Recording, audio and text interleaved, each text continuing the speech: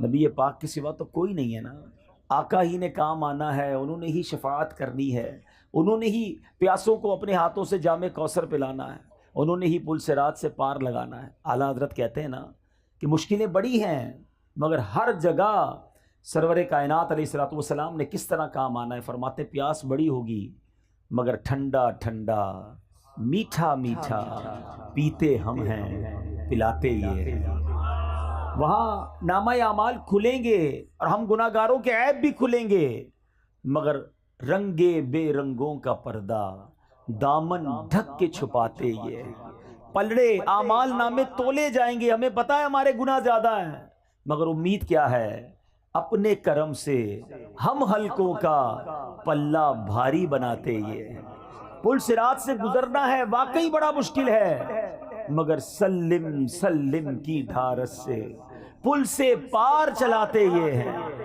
ماں بھی بھول جائے گی، باپ بھی نہیں پہچانے گا، مگر دلاسا یہ ہے کہ ماں جب اکلوتے کو چھوڑے آ آ کہہ کے بلاتے یہ ہیں۔ باپ جہاں بیٹے سے بھاگے لطف وہاں فرماتے یہ ہیں۔ کہاں کہاں نبی پاک قیامت کے دن کام آئیں گے، کرم فرمائیں گے۔ کتنا خوش نصیب ہوگا وہ شخص جس کی ملاقات نبی پاک سے روز قیامت ہو جائے۔ اب غور کیجئے اس دن کی ملاقات کا جو انٹری پاس ہے نا، اب ہزاروں لوگ ہوں اور ایک بندے سے ملنا چاہیں تو بڑا مشکل ہے، لیکن جہاں اربوں خربوں مسلمان اور غیر سارے لوگ ہوں گے نا قیامت کے دن، اربوں خربوں لوگ نبی پاک سے ملنا چاہیں گے تو کیسے مل سکیں گے؟ وہی مل سکے گا جو نبی پاک جسے اجازت دیں گے نا صلی اللہ تعالیٰ علیہ وسلم۔ آقا فرماتے ہیں جس کا مضمون ہے جو مجھ پر روزانہ 50 مرتبہ درود پاک پڑھے گا بروز قیامت میں اس سے مصافحہ کروں گا۔ اب بھی فضول باتیں کریں، اب بھی ادھر ادھر کے گپ شپ میں گھنٹوں گزار دیں اور درود پاک نہ پڑھیں، یہ کتنی بڑی محرومی ہے۔ آئیے نیت کریں انشاءاللہ کہ روزانہ کثرت کے ساتھ درود پاک پڑھیں گے۔ آئیے مل کر بآواز بلند درود پاک پڑھ لیں۔ صلو علی الحبیب صلی اللہ تعالی علی محمد صلی اللہ علیہ وسلم۔ شادی میں محفل کرنا، نعت خوانی کرنا، قرآن خوانی کرنا بہت اچھی بات ہے، بڑا اچھا طریقہ ہے، لیکن اس کو فارمیلٹی نہ بنا دیا جائے کہ جناب ہمارے پہلے 4 فنکشن ہوتے تھے اب 5 ہوں گے۔ ایک جو ہے وہ نعت خوانی ہو جائے گی جس میں اللہ رسول کی باتیں ہو جائیں گی، باقی سارے وہ کام بھی ہوں گے جو اللہ کو ناراض کرنے والے ہیں۔ یہ نہیں کرنا چاہیے۔ آپ ذرا خود سوچیں شادی نعمت کتنی بڑی ہے، اور بیسیکلی شادی ہے کیا؟ شادی 2 نئے خاندان مل رہے ہیں، ایک نئی زندگی شروع ہو رہی ہے، ایک نئی بنیاد، ایک نئی عمارت بنائی جا رہی ہے۔ دنیا کا دستور ہے آپ کے علاقے میں کوئی عمارت بنے، سریا کمزور ڈال دیں، سیمنٹ بیکار ڈال دیں، کانکریٹ ڈالیں ہی نہ، بنیاد کمزور کر دیں، پھر عمارت بڑی اچھی بنا لیں، اس پہ پینٹ بھی اچھا کر دیں، کھڑکیاں بھی اچھی لگائیں، ٹائلیں بھی اچھی لگائیں، تو لوگ کیا کہیں گے؟ یہ بے وقوفی کر رہا ہے۔ پہلے بنیاد مضبوط کرتا، پھر اوپر خرچہ کرتا، اور تھوڑے عرصے بعد وہ عمارت دھڑام سے گر جاتی ہے۔ ہم نے کئی شادیوں کے بعد گھر برباد ہوتے دیکھے ہیں، ہم نے کئی بچیوں کو واپس گھر آتے دیکھا ہے، ہم نے روزانہ لڑائی جھگڑے ہوتے گھروں میں دیکھے۔ لوگ آ کر بتاتے ہیں کہ بڑی دھوم دھام سے کروڑوں لاکھوں روپے خرچ کر کے شادی کی، مگر آج بچے اپنے گھر میں خوش نہیں ہیں، اولاد نہیں ہو رہی ہے، بڑی بڑی نا اتفاقی ہے۔ اپنے دل پر ہاتھ رکھیے، میں آپ سب سے پوچھتا ہوں، افسوس یہ ہے اتنی بڑی نعمت، اتنی بڑی خوشی، اس خوشی کا اندازہ اس سے پوچھئے کہ جس ماں باپ کے گھر میں بچیاں بیٹھی ہیں اور شادی نہیں ہو رہی ہے، جوان بیٹے ہیں مگر رشتے نہیں مل رہے، جیسے چاہیے ویسا رشتہ نہیں ہو رہا۔ یہ کتنی بڑی نعمت ہے۔ ان ماں باپ سے پوچھو، ان لڑکوں، ان بچوں اور بچیوں سے پوچھیں جو تمنا لیے بیٹھے شادی ہو مگر نہیں ہو رہی ہے۔ اس کا مطلب کیا ہوا کہ جس کی شادی ہو رہی ہے وہ بہت بڑا خوش نصیب ہے، جس گھر میں یہ شادی ہو رہی ہے وہ بڑے خوش نصیب ہیں کہ اللہ نے اتنی بڑی نعمت دی۔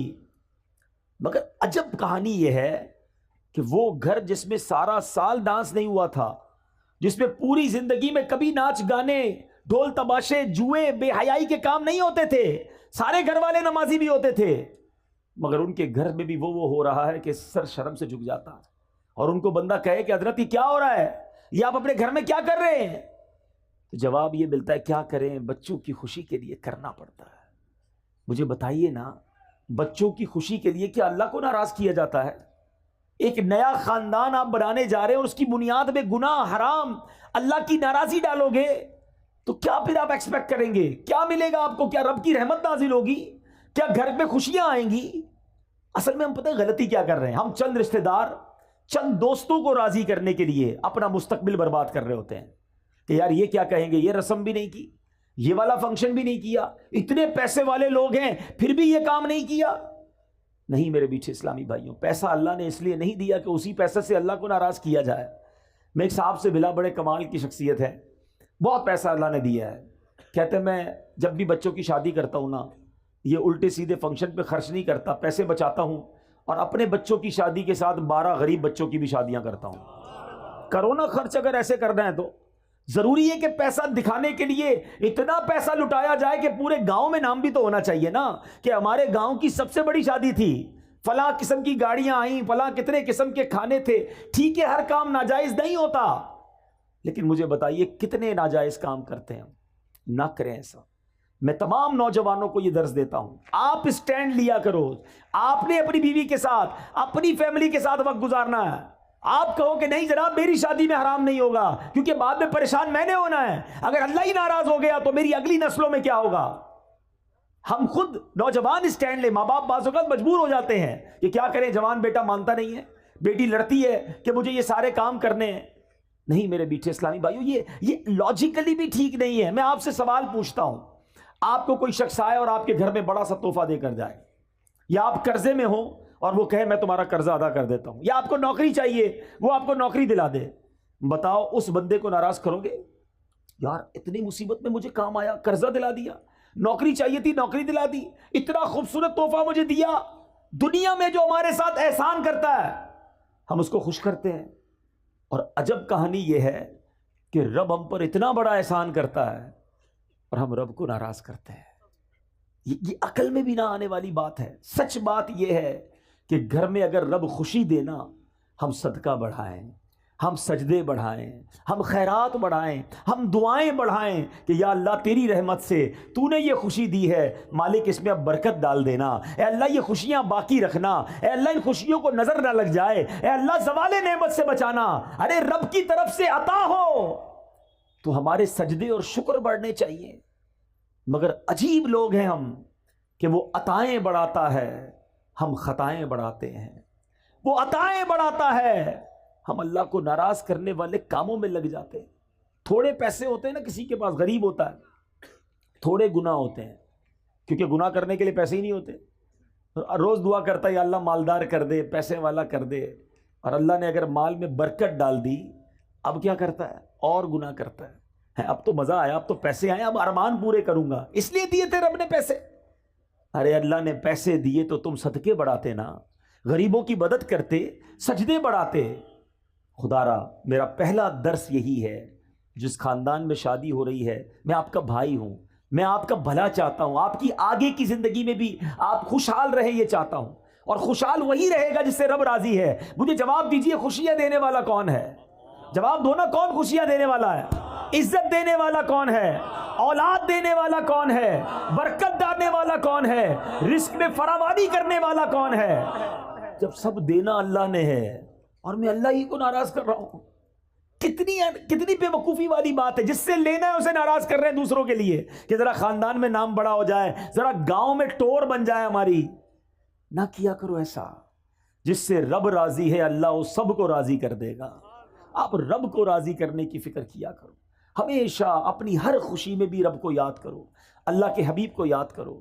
غم میں بھی ہماری ایک لمٹ ہے، ہماری باؤنڈری ہے، شریعت ہمیں باؤنڈری دیتی ہے۔ بڑا پیارا مذہب ہے ہمارا، خوشی منانے کا بڑا پیارا انداز ہے، خوشی منائیے۔ کس نے منع کیا؟ اچھا کھانا پکائیں، کھلائیں، سب کو کھلائیں، لباس جائز پہنے، اوکے، مگر اس لیے مہنگا لباس پہنوں کہ دوسروں کو غریب دکھاؤں، دوسروں پہ تکبر کروں، یہ اجازت نہیں ہے۔ اسی طرح غم میں آپے سے باہر ہو جاتے ہیں لوگ، اللہ نہ کرے کسی کی میت ہو جائے، ایسا اول فول بکتے ہیں، ایسی باتیں منہ سے نکالتے ہیں کہ بندہ گھر میں میت تھی، بڑا واقعی پرابلم ہے، مگر ایمان چلا گیا یہ تو اس سے بھی بڑا پرابلم ہے نا، ایمان سے بھی ہاتھ دھو بیٹھتے ہیں۔ تو خدارا اپنے آپ کو قابو میں رکھا کرو، چاہے خوشی ہو چاہے غم ہو۔ ہم مسلمان ہیں، ہماری کچھ شرعی باؤنڈری ہے، اس کے اندر رہ کر ہی خوشی بھی منائیں، اور اس کے اندر رہ کر ہی ہمارا جو بھی غم کا معاملہ ہے اس کو پورا کرنا چاہیے۔ بہرحال میں رب سے دعا کرتا ہوں کہ مولا جو پیچھے گناہ ہو گئے معاف فرما دے، اور آئندہ زندگی تیری رضا والے کاموں میں گزارنا نصیب فرما، خوشی میں بھی ہمیں تجھے راضی کرنا نصیب فرما، اگر کوئی تکلیف بھی آئے تو ہمیں صبر کرنا نصیب فرما، اچھی عادتیں سیکھو۔ نبی پاک فرماتے ہیں رجب اللہ کا مہینہ ہے، شعبان میرا مہینہ ہے، اور رمضان میری امت کا مہینہ ہے۔ بڑے پیارے مہینے کنٹینیو سیکوینس کے ساتھ آ رہے ہیں، گویا رحمتوں کی برسات آ رہی ہے۔ کیا پیاری بات ایک بزرگ فرماتے ہیں سال جو ہے نا وہ درخت کی مانند ہوتا ہے، year like a tree، رجب اس کے پتے ہیں، رجب اس کے پتے ہیں، شعبان اس کی شاخیں ہیں، اور رمضان اس کا پھل ہے۔ پتے لگنے کا وقت آ گیا ہے، تیاری کرو، عبادت کی تیاری کرو، توبہ کی تیاری کرو، اللہ کو راضی کرنے کی تیاری کرو۔ علامہ صفوری رحمۃ اللہ تعالی علیہ کا کتنا پیارا فرمان ہے، کہتے ہیں رجب بیج بونے کا مہینہ ہے۔ آپ تو یہاں گاؤں میں فصلیں وغیرہ ہوتی ہیں نا، کھیتی باڑی بھی جانتے ہوں گے، پہلے کیا کرتے ہیں، بیج ڈالتے ہیں، پھر پانی ڈالتے ہیں، کھاد وغیرہ ڈالتے ہیں، پھر انتظار کرتے ہیں کہ یا اللہ فصل اگ جائے۔ کیا پیاری مثال دی، فرمایا رجب بیج بونے کا مہینہ ہے، شعبان ان بیجوں پر پانی ڈالنے کا مہینہ ہے، اور رمضان فصل کاٹنے کا مہینہ ہے۔ فرماتے جو رجب میں عبادت کا بیج نہیں بوئے گا، شعبان میں ان بیجوں پر اپنے آنسوؤں سے آبیاری نہیں کرے گا، وہ رمضان میں رحمت کی فصل کیسے کاٹے گا؟ رجب کی پہلی رات آتی ہے نا، اس رات سبحان اللہ جو دعا مانگی جائے اللہ کی رحمت سے قبول کی جاتی ہے۔ اور رجب کے پہلے روزے کے بارے میں نبی پاک نے فرمایا رجب کا پہلا روزہ 3 سال کے گناہوں کا کفارہ ہے، دوسرا روزہ 2 سال کا کفارہ، تیسرا روزہ 1 سال کا کفارہ، اور ہر دن کا روزہ 1 ماہ کا کفارہ ہے۔ تو اتنا برکت والا مہینہ، اس کا مطلب کیا ہے؟ عبادت کے لیے تیار ہو جائیں، نفلی روزوں کے لیے تیار ہو جائیں، نمازوں میں سستی ہے تو اس کو دور کریں۔ اور یہ جو مہینہ گزر رہا ہے، اللہ اکبر، اس مہینے میں کتنی مبارک ہستی، خلیفہ اول امیر المومنین سبحان اللہ حضرت ابوبکر صدیق رضی اللہ تعالیٰ عنہ کی نسبت اس مہینے کو ہے۔ اس سیدنا ابوبکر صدیق کے بارے میں چند باتیں عرض کر کے، کیونکہ بیان میں بہت لمبا چوڑا نہیں کر سکوں گا، تو 2-3 باتیں کر کے انشاءاللہ اپنی گفتگو ختم کرتا ہوں۔ حضرت ابوبکر صدیق رضی اللہ تعالیٰ عنہ کی کیا شان تھی، کیونکہ عادتوں پر بات ہو رہی ہے، مینرز پر بات ہو رہی ہے، اخلاق کیسے ہونے چاہیے، کن بری باتوں سے بچنا ہے۔ صدیق اکبر رضی اللہ تعالیٰ عنہ ایک بار نبی پاک علیہ الصلوۃ والسلام نے کمال کی بات فرمائی۔ آقا فرماتے اچھی خصلتیں 360 ہیں، اچھی عادتیں 360 ہیں، اور اللہ تعالیٰ جب کسی سے بھلائی کا ارادہ فرماتا ہے اس کی ذات میں ایک خصلت پیدا فرما دیتا ہے اور اسی کے سبب اسے جنت میں داخل کر دیتا ہے۔ یہ بہت بڑی بات ہے کہ اچھی عادتیں اندر ہوں، گناہوں سے بچے انسان۔ اب صدیق اکبر رضی اللہ تعالیٰ تو کمال ہے نا، سوال کیسا کر لیا کہ حضور کیا کوئی ایسا بھی ہے جس کے پاس یہ ساری 360 خصلتیں ہوں؟ ایک خصلت جیسے ملے اللہ اسے جنت دے دیتا ہے، حضور کوئی ایسا بھی ہے کہ جس کے اندر یہ 360 خصلتیں موجود ہوں؟ نبی پاک فرماتے ہیں اے ابو بکر تمہارے اندر یہ ساری خصلتیں موجود ہیں۔ اللہ، ایسے ہی نہیں پیار کرتے ہم صدیق اکبر رضی اللہ تعالیٰ عنہ سے۔ نبی پاک کے ایسے خلیفہ، ایسے ساتھی ہیں کہ یار غار بھی تھے اور یار مزار بھی ہیں، آج بھی سنہری جالیوں میں نبی پاک کے ساتھ موجود ہیں۔ اب جس شخصیت کے بارے میں میرے آقا فرمائے کہ ابو بکر ساری 360 خصلتیں تمہارے اندر موجود ہیں، تو ان کے اخلاق تو اب زیادہ پڑھنے چاہیے نا، کہ کیا ایسی خصلتیں ہیں۔ یا میں ایک اور بات ایڈ آن کر دوں، میرے بہت سارے اسلامی بھائی بیٹھے ہیں، دعوت اسلامی والے بھی بیٹھے ہیں، اور بھی نیک نمازی داڑھی والے امامے والے نظر آ رہے ہیں۔ نارملی ایک اور ہماری جناب معلومات کی کمی بتا رہا ہوں، اور ہمارے عمل کی کمی بھی بتا رہا ہوں۔ آج کسی داڑھی امامے والے یا مذہبی حلیے والے سے کہو نا بھائی آپ سنتوں پر عمل کرتے ہیں، کہتا بالکل جناب میں سنتوں کا پیکر، چلتا پھرتا سنتوں کا پیکر۔ اچھا جناب ذرا سنتیں بتائیے کتنی ہیں؟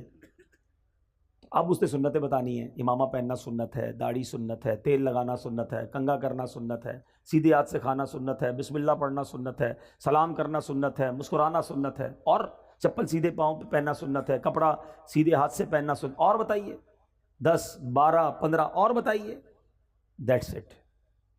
ہمیں 15 17 20 سنتوں سے زیادہ سنتیں پتہ نہیں ہیں، اور ہم کہتے ہیں میں سنتوں کا پیکر ہوں۔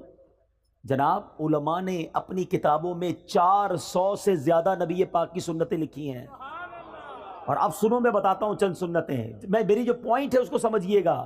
ہم نے نبی پاک کے سراپے کی سنتیں تو جو نظر آتی ہیں وہ تو چلیں اپنا لی، بڑی اچھی بات ہے، مگر سچ بولنا بھی سنت ہے، وعدے پورے کرنا بھی سنت ہے، قرض وقت پر لوٹانا بھی سنت ہے، پڑوسی کا خیال رکھنا بھی سنت ہے، بچوں پر شفقت کرنا بھی سنت ہے، بڑوں کا ادب کرنا بھی سنت ہے، اپنی ازواج اپنی فیملی کے ساتھ نرمی کا برتاؤ کرنا بھی سنت ہے، اپنے غلام اور اپنے خادموں کی غلطی پر معاف کرنا بھی سنت ہے، بدلہ نہ لے کر جانی دشمنوں کو معاف کرنا بھی سنت ہے، ارے غریب آئے جو آئے اسے عطا فرمانا، سخاوت کرنا بھی سنت ہے، اپنے پیٹ پر پتھر باندھ کر اپنے صحابہ کو روٹی کھلانا بھی سنت ہے۔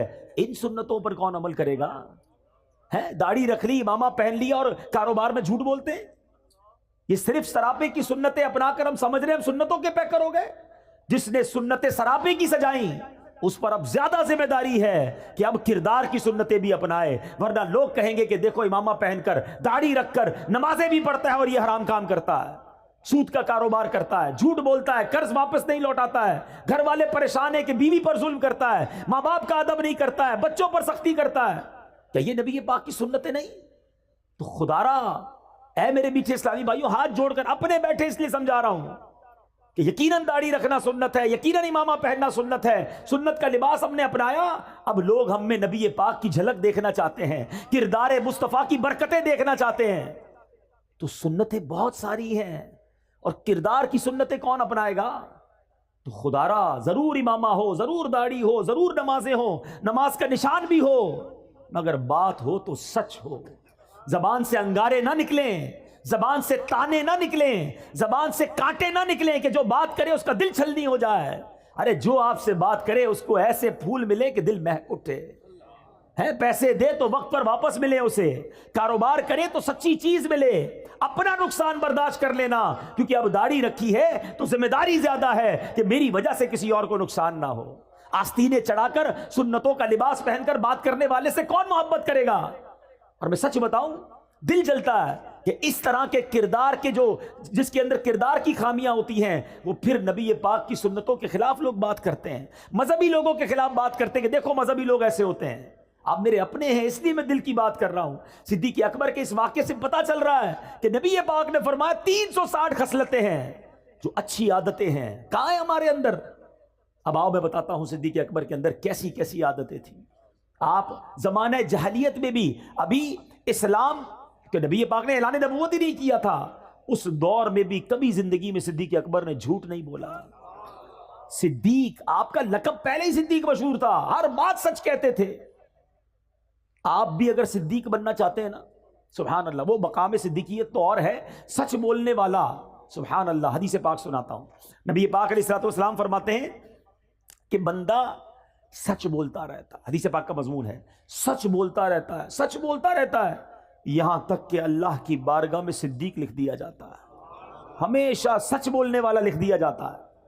اور بندہ جھوٹ بولتا رہتا ہے، جھوٹ بولتا رہتا ہے، جھوٹ بولتا رہتا ہے، یہاں تک کہ اللہ کی بارگاہ میں کذاب لکھ دیا جاتا ہے۔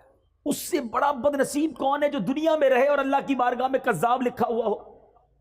بزرگ بیٹھے ہیں، پہلے کے دور میں لوگ کبھی کبھی جھوٹ بولتے تھے، اور اب تو ایسا لگتا ہے کبھی کبھی سچ بولتے ہیں، بات بات پر جھوٹ۔ کدھر رہتے ہو؟ جھوٹ۔ کیا کرتے ہو؟ جھوٹ۔ کچھ اور ہی بتانا ہے نا، کیسے بتاؤں شادی وال میں رہتا ہوں، گاؤں میں رہتا ہوں، او بھائی میں تو فلاں بڑے شہر میں کوٹھی ہے میری تو بڑے بڑے کارخانے ہیں، پتہ چلا لگاتا ٹھیلا ہے بتاتا کارخانے ہیں، اپنے سٹیٹس بتانا ہے نا، میں فلاں پوری دنیا گھوم کر آیا ہوں، گجرات سے باہر نکلا نہیں ہے، لیکن ذرا اپنا روب بھی تو جمانا ہے نا۔ کیوں جھوٹ بولنا ہے؟ کیوں لوگوں کو راضی کرنے کے لیے اللہ کو ناراض کرنا ہے؟ اچھا پھر ایک اور الگ کہانی ہے کہ جناب چٹکلے سنانے کے لیے، لطیفے جس کو کہتے ہیں، ہنسانے کے لیے، کامیڈی کرنے کے لیے جھوٹ بولنا ہے۔ یاد رکھو حدیث پاک کا مضمون ہے کہ جو ہنستے ہنستے گناہ کرے گا قیامت کے دن روتے روتے جہنم میں ڈالا جائے گا۔ تم لوگوں کو راضی کرنے کے لیے جھوٹ بول رہے ہو، لوگوں کو راضی کرنے کے لیے، کامیڈی کرنے کے لیے، لوگوں کو خوش کرنے کے لیے اللہ کو ناراض کر رہے ہو۔ حدیث پاک کا مضمون ہے کہ جو ایک جھوٹ بولتا ہے بندہ، اس کے منہ سے اتنی بدبو نکلتی ہے کہ رحمت کا فرشتہ 1 میل دور چلا جاتا ہے. اتنے جھوٹ بولے. اب کوئی لوگ ملتے کہتے ہیں گھر میں برکت ہی نہیں ہے, بیماری دور نہیں ہوتی ہے, کاروبار میں برکت نہیں ہے, گھر میں لڑائی جھگڑے بہت ہیں, کدھر سے رحمت آئے گی؟ تم نے جھوٹ اتنے بولے کہ رحمت کے فرشتے سارے دور کر دیے. نہیں میرے میٹھے اسلامی بھائی, صدیق اکبر ہمارے سروں کے تاج, ہم ان کے غلام. ذکر تو بڑے شوق سے سنتے ہو, ان کی باتوں پر عمل کب کریں گے؟ آؤ آج نیت کریں, کچھ بھی ہو جائے ہم نے انشاءاللہ ہمیشہ سچ بولنا ہے. شیطان ڈالے گا دماغ میں کہ جناب تم سچ بولو گے تو تمہارا مال کیسے بکے گا, دوسرے لوگ جھوٹ بول کے بیچ دیں گے, دوسرے لوگ آگے بڑھ جائیں گے. ابے کسی کو نہیں دیکھنا ہے. یاد رکھو کونوا مع الصادقین, سچوں کے ساتھ ہو جاؤ. آپ سچے ہو جائیں انشاءاللہ رب کی رحمت آپ کے ساتھ ہو جائے گی. سچ بولنے سے کام بند نہیں ہوگا, اللہ اور عطا فرمائے گا, غیب کے خزانوں سے عطا فرمائے گا.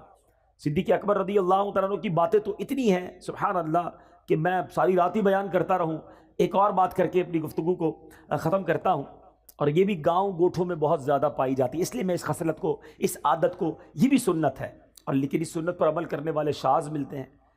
صدیق اکبر رضی اللہ تعالیٰ کا ایک معمول تھا کہ مدینے کی جو بچیاں تھیں وہ خلیفہ بننے سے پہلے 3 سال تک ہر سال آپ کے پاس آتی اور محلے کی بکریاں, اپنی بچیاں جو ہے بکریاں لے کر آتی, تو تقریباً ہر دوسرے دن آتی تھی اور کہتی حضور ہماری بکریوں کو آپ دودھ دھو دیجئے.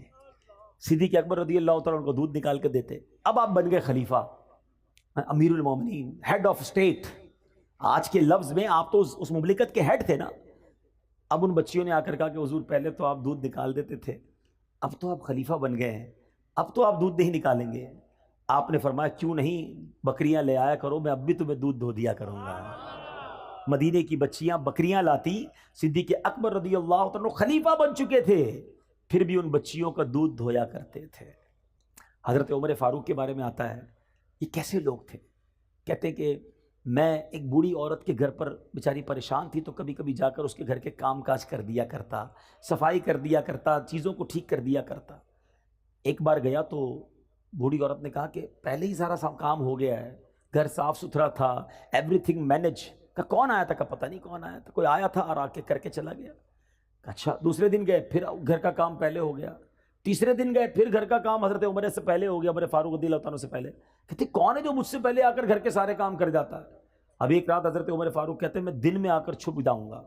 اب آ کر شام کو چھپ گئے, دیکھا کہ خلیفۃ المسلمین امیر المومنین حضرت ابو بکر صدیق تشریف لائے.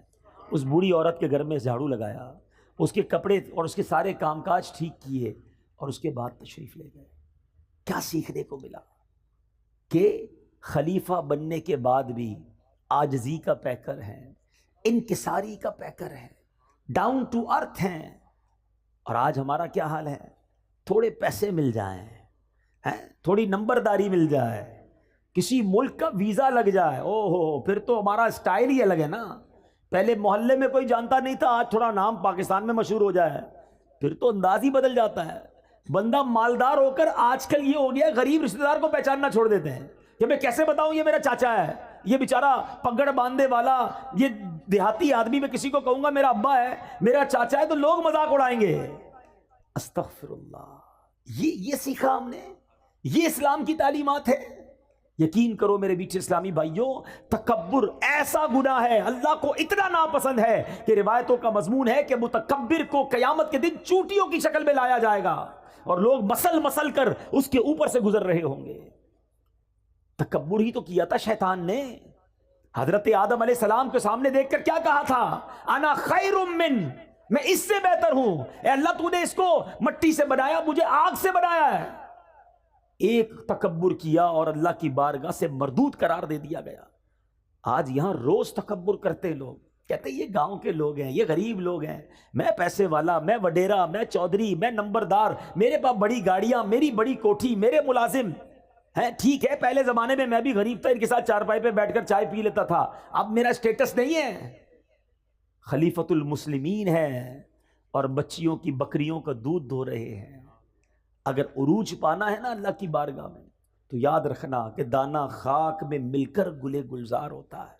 کبھی تکبر نہ کرنا, کیونکہ اللہ تبارک و تعالیٰ جب چاہے تمہارا یہ مال واپس لے لے گا، جب چاہے یہ عزت واپس لے سکتا ہے۔ ان اللہ علی کل شیء قدیر وتعز من تشاء وتذل من تشاء، وہ جسے چاہے عزت دے، جسے چاہے ذلیل فرمائے۔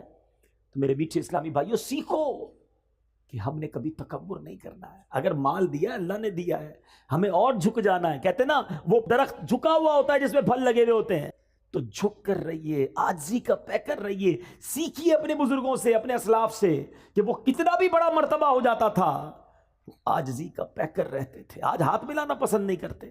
ایک اور بات بتا دوں، یہ جو غریب رشتہ دار ہیں نا، جی ہاں، رشتہ دار ہماری اصل ہیں، کبھی انہیں مت بھولنا، ان کا بڑا مرتبہ ہے۔ عام مسلمان کو صدقہ دو تو ایک ثواب ہے، احادیث کا مضمون ہے اگر کوئی اپنے رشتہ دار کو صدقہ دے اس کو ڈبل ثواب ملتا ہے، ایک صدقے کا ثواب، ایک رشتہ داری نبھانے کا ثواب۔ لیکن دنیا کے ساتھ بڑے اچھے رشتہ داروں کو بھولے ہوئے ہیں۔ اور ایک اور بات بتا دوں، بے شک انٹرنیٹ پر 5000 دوست بن گئے ہیں، کئی گروپس کے فالوورز بن گئے ہیں، آپ کے بہت سارے لائکس بڑھ گئے ہیں، سارا دن انہی کے ساتھ لگے ہوئے ہیں، نہ ماں کے لیے ٹائم، نہ والد کے لیے ٹائم، نہ رشتہ دار، نہ چاچا، نہ ماموں ہیں۔ جب بیمار پڑو گے نا بستر پر، تو وہ 5000 فرینڈز جو انٹرنیٹ پہ بنائیں، کوئی بھی بستر کے کنارے کھڑا نہیں ہوگا، وہی بھائی، وہی بہن، وہی ماموں، وہی چاچا، یہی لوگ کام آئیں گے۔ مرنے کے بعد بھی انہوں نے ہی ہمیں یاد کرنا ہے۔ خدارا ان کی قدر کرو اور کبھی ان کا دل نہ توڑو، اور پھر عاجزی کا پیکر بن کر رہیں۔ جو تکبر کرتا ہے وہ برباد کر دیا جاتا ہے۔ آخری حدیث سنا دیتا ہوں کہ کتنی بری بلا ہے تکبر، کہ جس کے دل میں رائی کے دانے کے برابر تکبر ہوگا۔ نبی پاک فرماتے ہیں جس کا مضمون ہے رائے کا دانہ ہوتا کتنا ہے، اتنا سا، سمجھایا کیسے پیارے انداز، اتنا بھی تکبر ہوگا، وہ جنت میں داخل نہیں ہوگا۔ جنت میں جانا ہے نا تو دل کو تکبر سے پاک کر لیں، ہمیشہ سب کو عزت دیں، سب کو پیار دیں۔ بلکہ میں آپ کو ایک مشورہ دیتا ہوں، جب آپ دیکھیں نا کوئی بیچارہ غریب سے کپڑوں میں ہے، یا ایسا ہے جس کو لگتا ہے یہ بہت بیچارہ پریشان ہے، اس کو کوئی عزت نہیں دے رہا ہوگا، آگے بڑھ کے آپ اسے سینے لگا لیا کرو، یقین کرو، اتنا اس کو بھی مزہ آئے گا اور آپ کو بھی مزہ آئے گا، اس کی آنکھوں میں چمک آ جائے گی۔ بعض اوقات تو رو پڑتا ہے سامنے والا کہ شاید کئی مہینے ہو گئے کسی نے سینے نہیں لگایا تھا، کسی نے پیٹ نہیں تھپکی، کسی نے طبیعت نہیں پوچھی، طبیعت پہ نہیں پوچھتے۔ غریبوں کا خیال رکھے۔ یہ جو بعض اوقات یہ ٹھیلے پہ لوگ بیچ رہے ہوتے ہیں نا، کوئی چنے بیچ رہا ہوتا ہے، کوئی بیچارہ بھٹا بیچ رہا ہوتا ہے، جو چھوٹی چھوٹی چیزیں بیچتے ہیں، اللہ نے اگر آپ کو دیا ہے نا، یہ اچھے لوگ ہیں، یہ مانگ نہیں رہے، یہ مزدوری کر کے پھل بیچ کر کام کر رہے ہیں۔ کبھی آپ دیکھیں کوئی سفید داڑھی والا، یار میرے والد کی جگہ ہے، کوئی بڑا بزرگ، کوئی ایسا شخص آپ کو بڑا نظر آئے نا، اپنی گاڑی، اپنی اسکوٹر روکیں، اسے تھوڑے چنے خرید لیں۔ آپ کو نہیں چاہیے نا، کوئی بات نہیں، اگلے اسٹاپ پہ کوئی اور بیچارہ غریب نظر آئے گا، اس کو دے دیجیے گا۔ ہو سکتا ہے یہ اسی 50-100 روپے کے انتظار میں بیٹھا ہے کہ یار 100 روپے کی کمائی اور ہو جائے تو اپنا ٹھیلا بند کروں، گھر جاؤں بچوں کے پاس۔ وہ 100 روپے آپ اس کا کام کروا دو یار، اللہ دیکھ رہا ہے۔ جس کو اللہ نے نوازا ہے دل جیتو، ان لوگوں کی دعائیں لو۔ مگر آج ان ٹھیلے والوں کو بھی لوگ گالیاں دے رہے ہوتے ہیں۔ غریب ہے نا، کر تو کچھ نہیں سکتا ہے، غریب بیچارہ کوئی سگنل پہ آ گیا، اس کو برا بھلا کہہ کے چلے جائیں گے۔ اس طرح نہ کیا کریں، کبھی بھی کسی کی ہائے نہ لیں، دعائیں لیں۔ آپ کو لوگ دعائیں دیں گے، آپ ترقی کریں گے، آپ کی مشکلیں آسان ہو جائیں گی۔ تو بہرحال آج اس مختصر سے بیان میں، ورنہ باتیں تو بہت ساری ہیں۔ صدیق اکبر رضی اللہ تعالیٰ عنہ کو اللہ نے کیسی خصلتوں سے، کیسی عادتوں سے نوازا تھا، اور سب سے بڑی عادت، سب سے بڑی خصلت، بلکہ آپ کی زندگی کا اگر میں کہوں سینٹرل پوائنٹ کیا تھا، وہ نبی پاک پر ایسے فدا تھے، ایسے عاشق تھے۔ اگر سیکھنا ہو عشق رسول کسے کہتے ہیں، نبی پاک پر اپنا سب کچھ فدا کیسے کرتے ہیں، تو وہ صدیق اکبر رضی اللہ تعالیٰ عنہ سے سیکھنے کو ملتا ہے۔ اللہ ان کے صدقے ہمیں بھی عاشق رسول بنا دے، نبی پاک پر اپنا تن من دھن سب قربان کرنے کا جذبہ عطا فرمائے۔ الحمدللہ دعوت اسلامی کے مدنی ماحول میں ایسی پیاری باتیں سیکھی اور سکھائی جاتی ہیں۔ آپ بھی اس مدنی ماحول سے وابستہ رہیے، اجتماعات میں آتے رہیے، مدنی قافلوں میں سفر کیجئے، انشاءاللہ ہمارے اندر بھی عاجزی آ جائے گی، ہم بھی سچے ہو جائیں گے، ہم بھی کردار کی سنتوں پر عمل کرنے والے بن جائیں گے۔ آمین بجاہ النبی الامین صلی اللہ تعالیٰ علیہ وسلم۔